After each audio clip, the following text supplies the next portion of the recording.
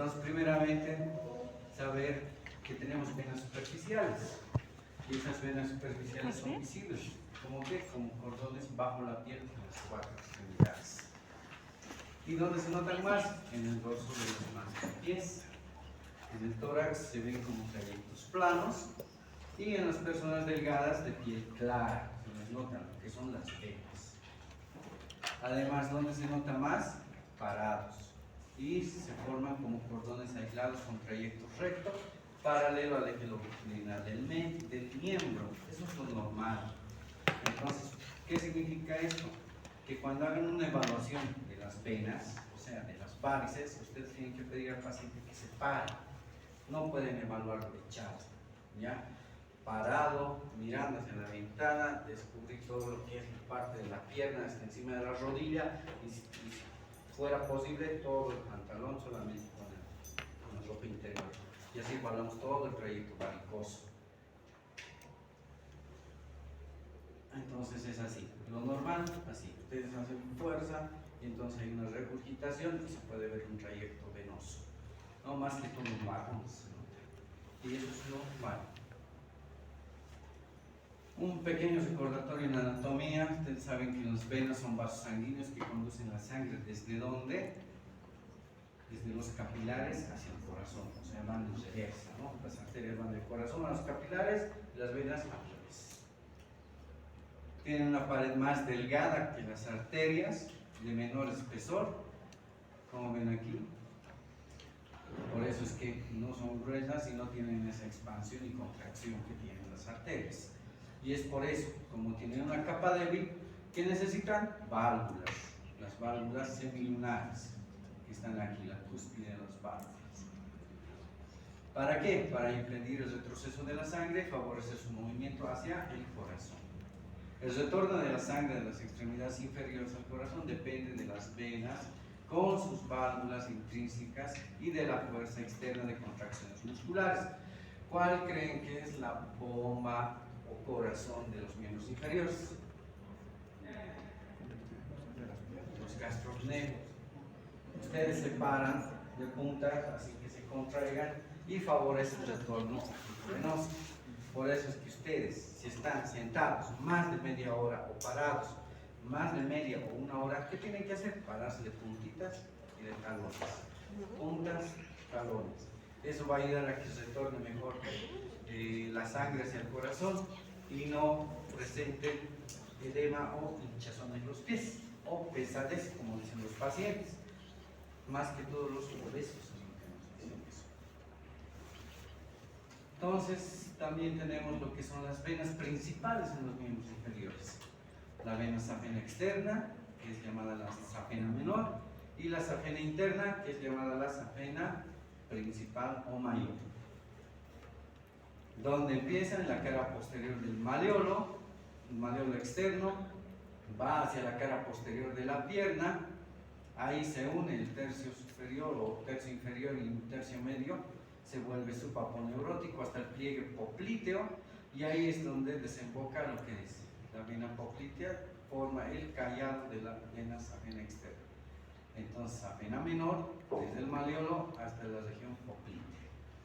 Si ustedes ven varices desde el maleolo hasta el popliteo, es una insuficiencia de la vena safena externa o safena menor. En cuanto a la interna, que vamos a continuar de acá, safena principal viene desde el dorso del pie de la cara antero-interna, como dice, ¿no? Externa, maleolo externo. Interna, maleolo interno. Desde el dorso interno de la pierna hasta el muslo y hasta la zona de donde? De las ingles, donde ahí van a desembocar en la vena femoral y ahí forman el callado de la vena safena interna. Entonces, esto es lo que deben recordar cuando tengan un diagnóstico, no solamente es varices, sino es una insuficiencia de vena safena mayor o vena safena menor, o externa o interna. Entonces, la interna va hasta el muslo y la externa solo va hasta la región popliteo. Recuérdense eso.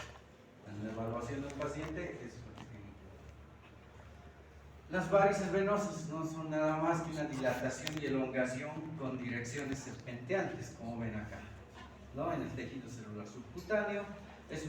¿Por qué sucede esto? Por la incompetencia de las válvulas venosas. Estas válvulas ya no se cierran, y lo que tienen que hacer es ensancharse la vena y se separan las válvulas, por lo cual no van a dejar que retorne fácilmente la sangre hacia el corazón. Entonces, incompetencia de válvulas venosas por la dilatación venosa y permite el reflujo de la sangre por la gravedad. Aumentan desmesuradamente de tamaño en bipedestación, por eso evaluar parados. Estas son las varices de los miembros pélvicos, se los dice, los miembros inferiores.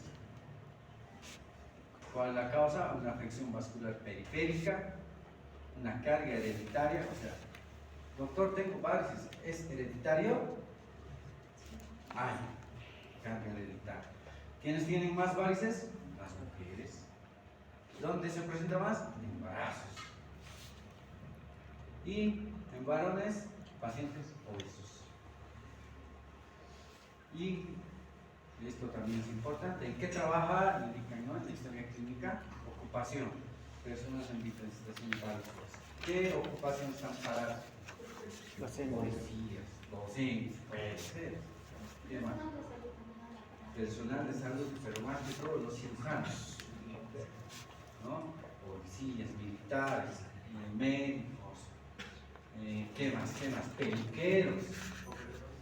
Los obreros se mueven, se desplazan, no están parados todo el tiempo, ¿no? Pero sí hay un riesgo. Entonces eso es lo que tienen que preguntar en ocupación, ¿no? Para poder evaluar la medicación. Este es un video, pero no sé si...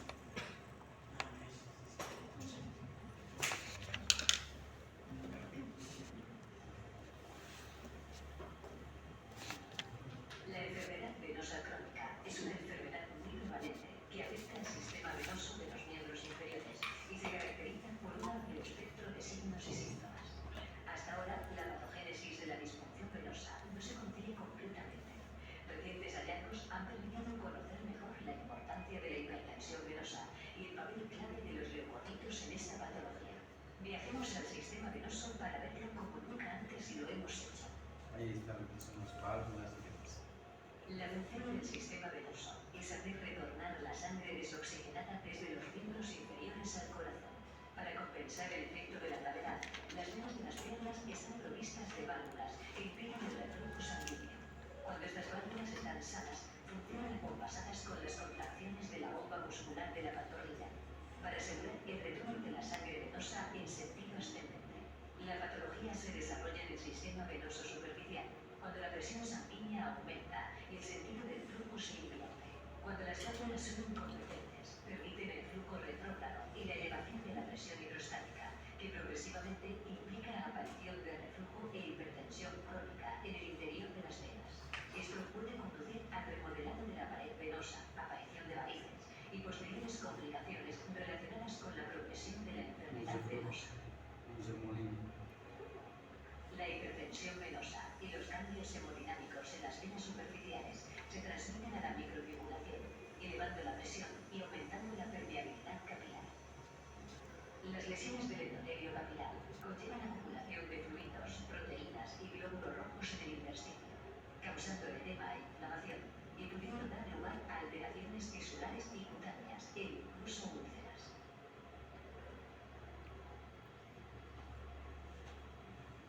Bueno, así es como se forma un edema por una insuficiencia venosa.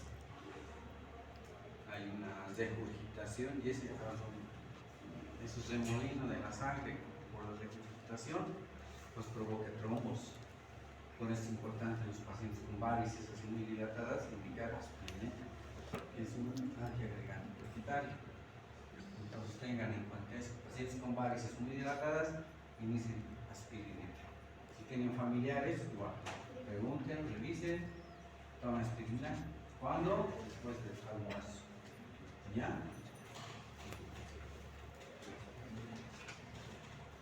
Entonces, ¿cómo se conocen estas venas varicosas? Como varices o plevectasias. En semiología, plevectasia. Es una dilatación y tortuosidad de las venas superficiales, como aquí vemos, ¿no? Hay muchos pacientes que más que todos los del campo viven así. ya con patología muy avanzada. Y los cambios de coloración que veían en el video es esto. Ya, esta es una dermatitis ocre, podemos llamarlo complejo vascular. La clasificación, esto solo entra en el examen por si acaso. La clasificación sería la primera, dérmicas o arañas o cabeza de medusa. Esto más que todo en el callado de la safena interna hasta la femoral. Dérmicas. Subcutáneas medianas y subcutáneas mayores. Subcutáneas medianas son tubulares, no como estas, sino como estas, rectas, safena interna o externa. Y las mayores, aneurismáticas, ¿no? Como hemos visto, serpentequinosas. Dérmicas, subcutáneas medianas, subcutáneas mayores. Nuevamente, esa es la clasificación que está en el apunte Atlas.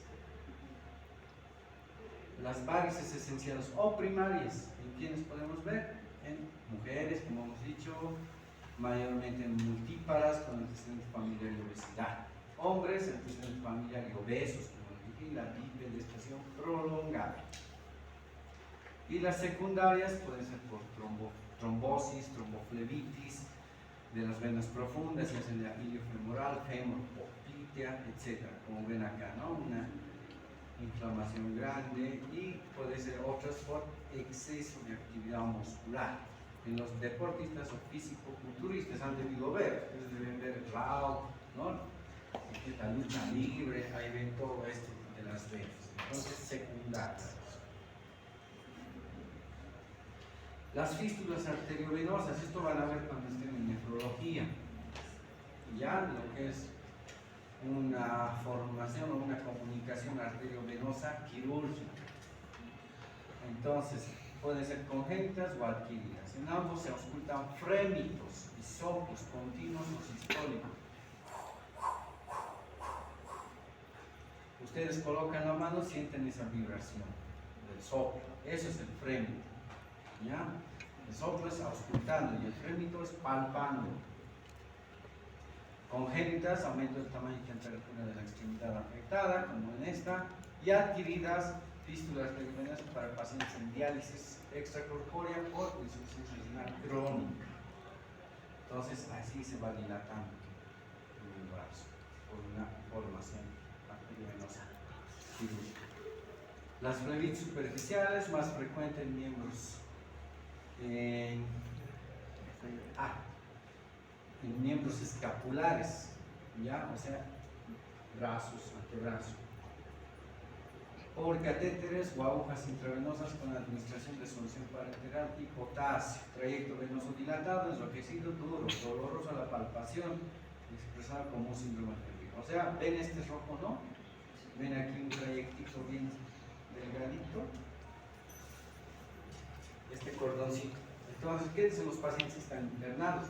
A veces van a la consulta y dicen, doctor, se han olvidado la aguja.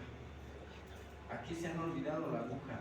Y ustedes tocan, palpan, es un trayecto duro.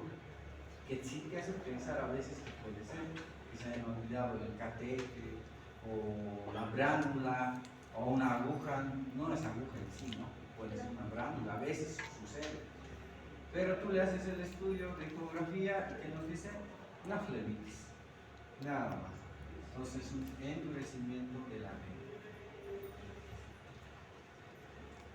Tromboflebitis migratoria, primer episodio de la tromboangitis o neoplasia maligna, más que todo de páncreas. Se palpa trayecto venoso duro, doloroso, enrojecido o en edema completo. Si hay un trayecto duro, está hematoso o rojo, puede ser producto de una neoplasia maligna. Y este es el informe. Ustedes siempre que tengan paciente con vena o vean una sospechen de una trombosis venosa profunda, ¿qué solicitan? Ecodoppler. Ahora tienen que poner el apellido. Ecodoppler venoso. ¿Ya? Exacto. Ecodoppler de miembros inferiores o ecodoppler de miembro inferior derecho o izquierdo. Porque en la mayoría, los que han avanzado el tema de edema en semiología, puede ser simétrico o asimétrico, ¿no? Un asimétrico es la trombosis venosa profunda. Entonces, por eso es que tienen que escribir bien detallado. A veces ponen que con favor realizar ecodoppler de miembros inferiores, pero ¿qué? Arterial o venoso. Entonces nuevamente el paciente tiene que volver a la consulta. Es pérdida de tiempo. Entonces este es el informe, como ven, extremidad, el sistema venoso profundo, superficial, del derecho, del izquierda, y ahí nos indica el negativo para trombosis venosa profunda y superficial. Al momento del estudio, insuficiencia venosa profunda bilateral de miembros inferiores, edema subcutáneo, tibio peroneo del miembro inferior. Entonces, así es como nos describe, ¿no? No hay aquí una trombosis. Esta es la clasificación que se utiliza en la consulta, en la internación. Es la clasificación actual que es el CEA. ¿Ya? Clínica, etiología, anatomía y la fisiopatología. ¿Es certificación o no? El CEAP nos dice entonces, C0 es sin síntomas o con ligera pesadez. El C1, telangiectasias venas circulares. C2, venas varicosas. C3, edema. C4, A, B, descambios tróficos de origen venoso. C4C, corona plebectásica. C5, úlcera cicatrizada. C6, úlcera activa.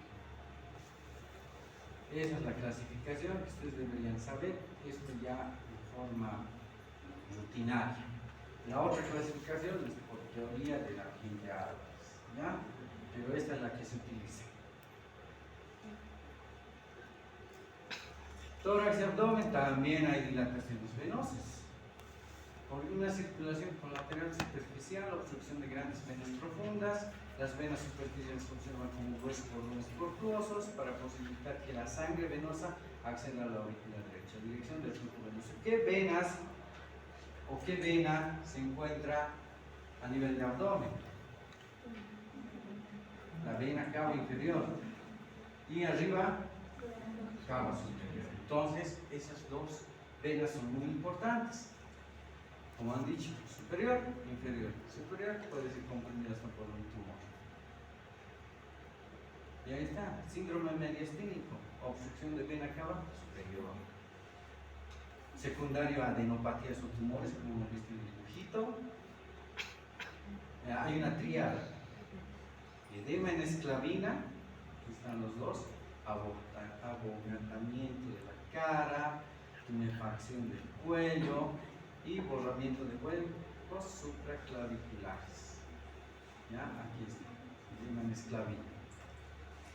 Cianosis, cara, cuello y miembros escapulares, ¿ya? O miembros superiores. Circulación venosa colateral, como ven aquí, urgencia de venas yugulares, todo eso. Entonces la tríada es edema en esclavina, cianosis y circulación venosa colateral, nada más. Vena cava inferior, trombosis localizada, propagada a partir de la vena ilicomoral, edema de pared abdominal, los genitales externos, circulación abdominal. Venas inician en la ingle, siguen el trayecto ascendente, divergente hacia la pared torácica, donde pierden su relieve y desaparecen. Entonces también aquí tenemos una tríada de vena cava inferior. Edema en miembros inferiores y genitales, la parte de abajo. Dilatación de la pared venosa en la pared del abdomen, como ven acá. Y cianosis teníamos parecido, ¿no? Y trombosis de vena porta, circulación portal, hepatopatía crónica en estadio cisótico. Derivación de la corriente sanguínea por venas profundas y superficiales, dilatadas, tortuosas. Reciben sangre de venas umbilicales para umbilicales, desde el ombligo hacia el tórax. Síndrome portocava. O emergen vasos desde el ombligo en dirección a la ingla, circulación portocava inferior. Ambas forman el signo de cabeza de medusa. ¿Ya? Entonces, por eso. Portocava superior, portocava inferior, cabeza de medusa. ¿En dónde se ve? Trombosis de vena porta. Ahí está. Y ahí está. Cabeza de medusa, portocava superior, portocava inferior. Y vena, ¿cómo se cava cava? Obstrucción de vena cava inferior. Todo se va a sentir. Maniobra de los índices. Tienen que agarrar, ajustar la vena y estirar. ¿Ya? Si sueltan este y queda este y se rellena, ¿qué me dicen que es? Inferior. ¿Cómo?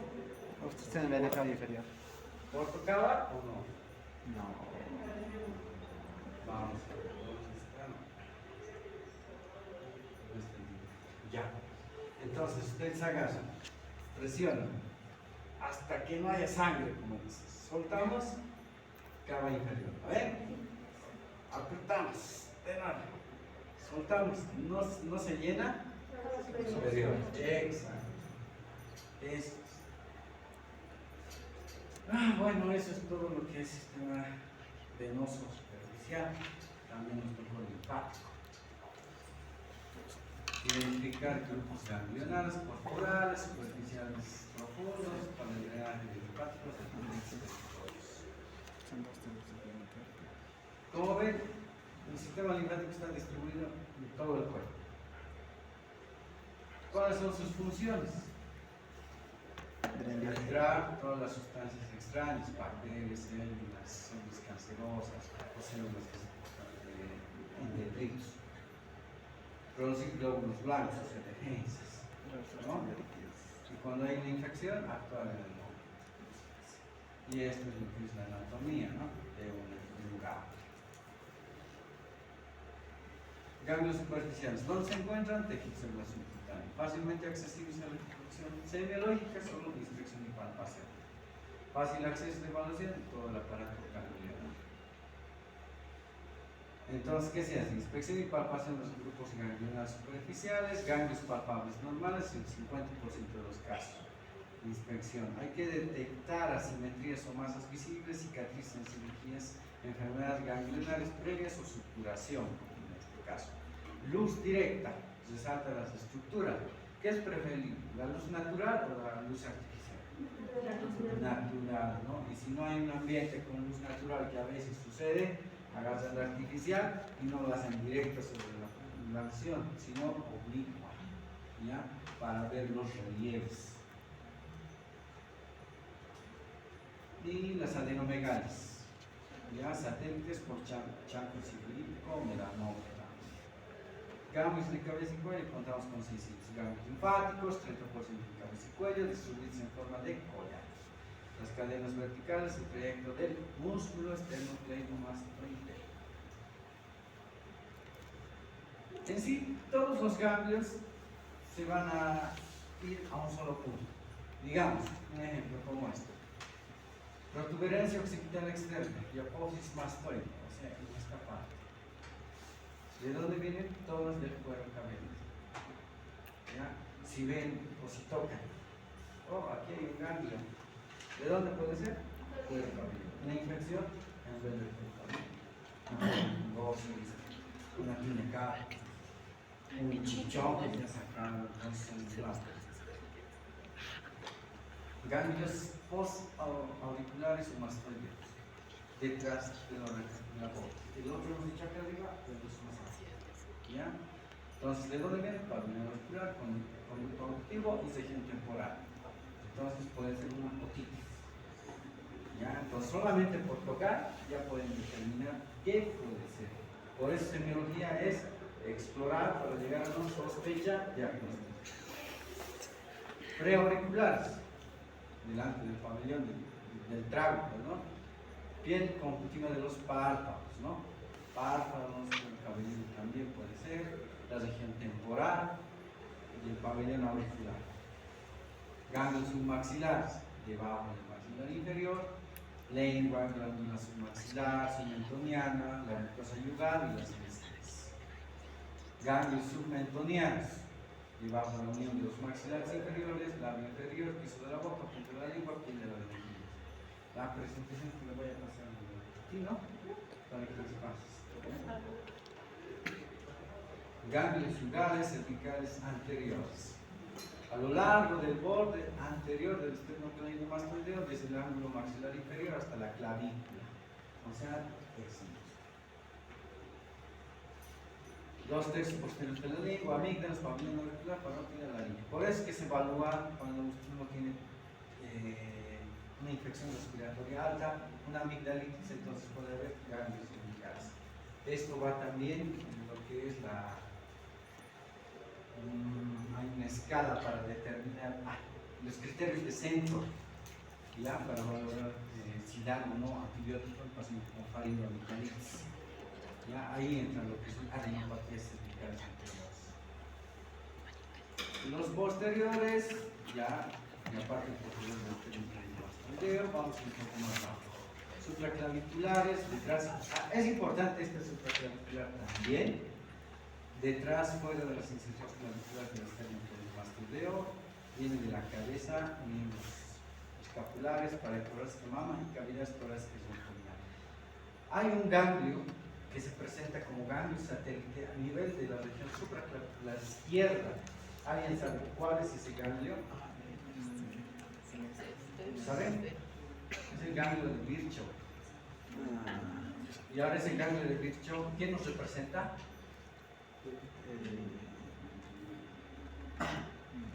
Cáncer de estómago. ¿Ya? Cáncer de estómago o de vía biliar. Entonces, eso es lo que nos puede indicar. Por eso es que si ven un paciente palpan una tumoración aquí, hay que hacer estudios, ecografía, tomografía, biopsia para determinar. Y no solo eso, también es una endoscopia. ¿Ya? Entonces, por eso, ¿los ganglios también nos reflejan algo? Sí, nos reflejan. Otra cosa que puede haber, igual, un tumor grande, ya no sea solo izquierdo, sino derecho, un linfoma. Entonces tenemos que ir viendo todo eso. Ganglios cervicales profundos, debajo de este esternocleidomastoideo siguen la vena yugular interna. Esto es lo que se maneja en la radiología y en otros. ¿Ya? Nosotros ya no manejamos ganglios cervicales, sino por regiones. ¿Ya? Nivel A, nivel 1, 2, 3, 4, 5, a nivel del cuello. El 6 ya son centrales o viscerales, y el 7 ya es ganglios del mediastino superior. Esta también es otra de las clasificaciones que debemos empezar a manejar como médicos. ¿Ya? Las anteriores, como dije, son teóricas bastante albas, pero sí es importante determinar dónde están los ganglios y de dónde están distribuidos. ¿Ya? Los epitrocleares también, miembros superiores, encima del mitocondrio, humeral, surcos de los músculos bíceps-braquiales, del antebrazo, mano, dedos, angularmente. Ganglios axilares, distribuidos como pirámide truncada, limitada por los pectorales, columna costal, músculo subescapular, dorsal ancho, cadera torácica y mama. ¿Por qué creen que es importante los ganglios axilares? Cáncer de mama. Cáncer de mama. Es para cáncer de mama. Ustedes le tienen a la paciente, ponen la mano en esta posición, ¿no? Bien, se toques. Y ustedes tienen que enfatizar. El paciente a veces viene con una mastitis. Van tocando, los ganglios están acá. Si es más profundo, puede ser sospechoso de cáncer de mama. Por eso también es importante. ¿Cuándo se pide mamografía?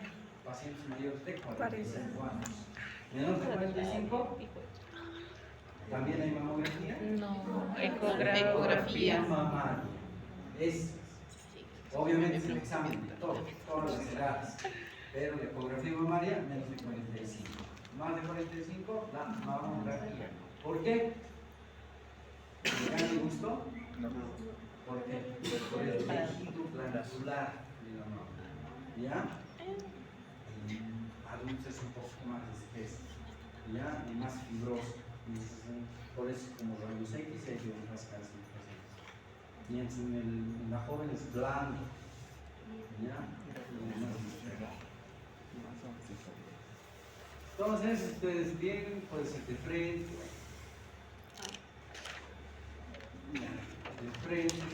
por atrás, acá en la propia y la axila, ¿no? Entonces, son las diferentes formas de hacer la palpación. Ganglios inguinales también son importantes. Ya, bueno, la cadena ganglionar a lo largo del ligamento inguinal y cadena vertical, el segmento superior. pared anterior, pene, escroto, culo, vagina, etc. Testículos, contenido pélvico, o sea, casi todo drena aquí. Hay que hacer un diagnóstico diferencial. ¿Con qué creen? Tocan una palpacioncita, aquí hay un tumorcito. ¿Con qué creen que tienen que diferenciar ese gasto? Hernia inguinal. Exacto, una hernia inguinal. ¿Ya? Entonces, ¿qué es lo que diferencia a la hernia inguinal con un ganglio? La consistencia y la maniobra de Valsalva. ¿Saben cuál es esa, no ven? Es hacer una expiración brusca, pero con los compartimentos en los... Es hacer fuerza, ¿no? Una vez un cirujano, cuando yo estaba acá también pasando, me decía, yo le dije a mi paciente que haga fuerza. No, esa fuerza no, haga como hace en el baño. Se siente fácil. Entonces, es bueno explicar al paciente. A veces decimos, haga esto, y el otro hace las cosas. Como en Dr. House, ¿no? ¿Usted cómo está colocándose inhalador? El salbutamol, ¿no? Entonces, sí, me has dicho que tengo que poner, ya sea. A ver, hágalo. Hágala y... No, entonces, ¿qué tienen que hacer? Hablar con el paciente, enseñar a utilizar el medicamento. A veces hasta se nos pasa. Entonces, va a colocarse estos óvulos cada noche. Viene la paciente, pero no hay nada, sigue igual. ¿Y a qué hora ha utilizado los óvulos? A las 10 de la noche, como me he dicho. Ya, pero ¿cómo se lo ha colocado? Pero es para tomar. No, son óvulos vaginales. Entonces, no explicamos, los pacientes hacen mal el tratamiento. Entonces, eso es lo que tenemos que hacer, explicar. ¿Ya? Un paciente se va feliz porque le han explicado su enfermedad y cómo hacer el tratamiento. Ganglios profundos en cavidades viscerales. ¿Ya? No son evaluados porque están dentro. Los de mayor significancia son del líquido pulmonar, mediastínicos, intraabdominales, retroperitoneales y peritoneales. Estos, ¿no? Forman una deformación o dan una deformación a nivel abdominal, los ganglios grandes. Por adenomegalis. Ahí está la valoración de la región inguinal.